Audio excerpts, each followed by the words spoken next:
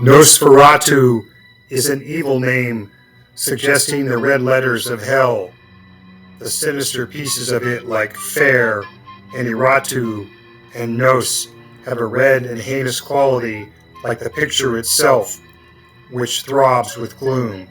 A masterpiece of nightmare horror photographed fantastically well in the old, grainy tones of brown and black and white. It's not so much that the woods are misty, but that they are bright, shining Bavarian woods in the morning as the young jerk hero hurries in a Transylvanian coach to the castle of the Count. Though the woods be bright, you feel evil lurking behind every tree. You just know the inner sides of dead trees among the shining living pines have bats hanging upside down in torpid, sated sleep. There's a castle right ahead. The hero just had a drink in a Transylvanian tavern, and it would be my opinion to suggest don't drink too deep in Transylvanian taverns. The maids in the inn are as completely innocent as Nosferatu is completely evil. The horses drawing the coach cavort. The youth stretches in the daytime woods, glad. But the little traveled road. The castle coach transfers him at Charlie Chaplin speed to the hungry cardinal of vampires. The horses are hooded. They know that vampire bats will clamp against their withers by nightfall. They rush hysterically through a milky, dimming forest of mountain dusk. You suddenly see the castle with bats like flies round the parapet. The kid rushes out, looking for to go find his gory loss. In a strange wool cap, a thin, hawk-nosed man opens the big oaken door. He announces his servants are all gone. The audience realizes this is Count Nosferatu himself. Ugh! The castle has tile floors. Somehow there's more evil in those tile floors than in the dripping dust of later Bela Lugosi Castle, where women with spiders on their shoulders dragged dead muslin gowns across the stone. They are the tile floors of a Byzantine, Alexandrian, Transylvanian throat ogre.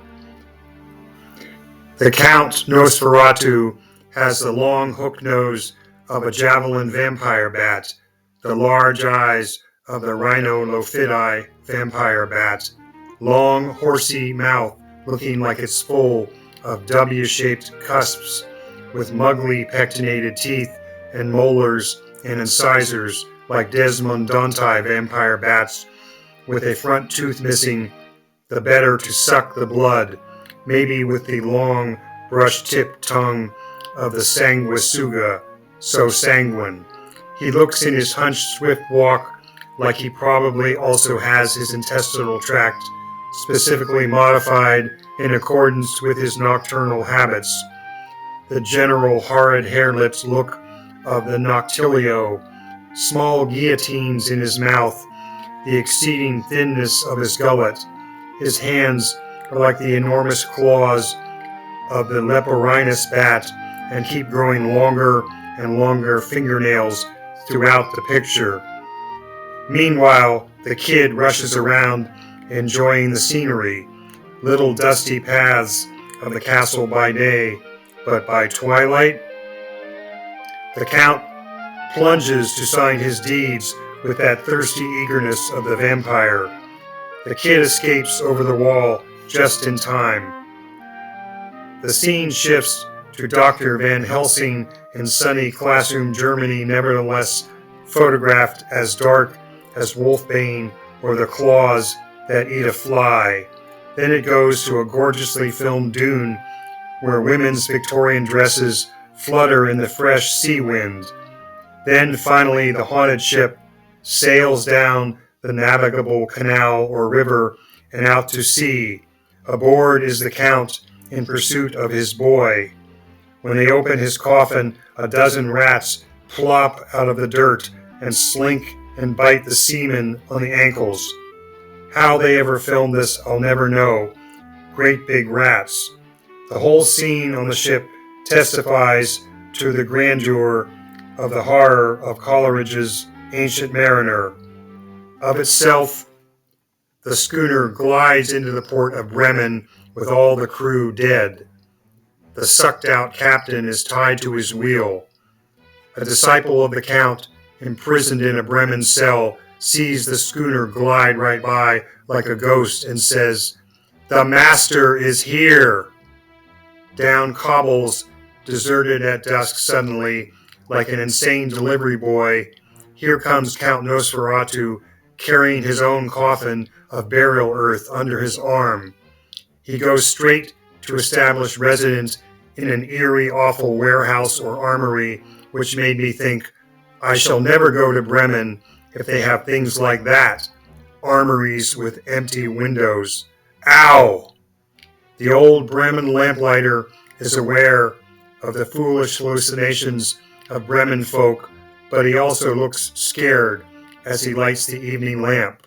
Naturally, as the next day processions carry the coffin victims of the vampire down the gloomy street, people close their shutters. There is real evil swarming all over the screen by now. Nosferatu looks worse and worse by now. His teeth are stained. His fingernails are like rats' tails. His eyes are on fire. He stares from his warehouse window like someone in an old dream. He rises from his coffin at eve like a plank.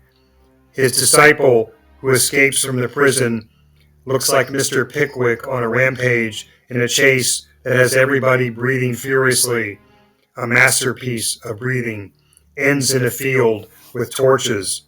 At night, by moonlight, there he is, the great lover, staring across that awful plaza or canal into the heroine's window and into her eye. She waits for him.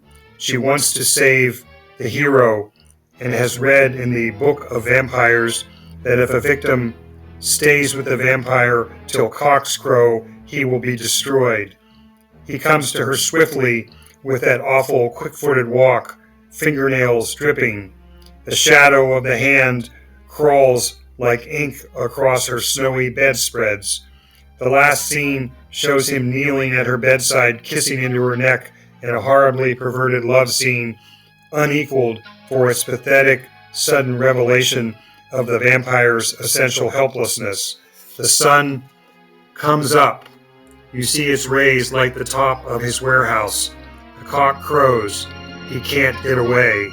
He vanishes in a puff of smoke like the agony of the West. Right there on the floor as the puffing hero arrives, too late to save his love. The creator of this picture, F.W. Murnau, may have drawn a lot of information from the great vampire dissertations of Ranft and Calmet, written in the 18th century. Vampire is a word of Serbian origin, vampir, meaning blood-sucking ghosts. They were supposed to be the souls of dead wizards and witches and suicides and victims of homicides and the banished, those banished from the family or church. But vampires were also thought to be the souls of ordinary living people which leave the body in sleep and come upon other sleepers in the form of down fluff. So don't sleep in your duck-down sleep bag in Transylvania, or even in California, they say. Actually, don't worry.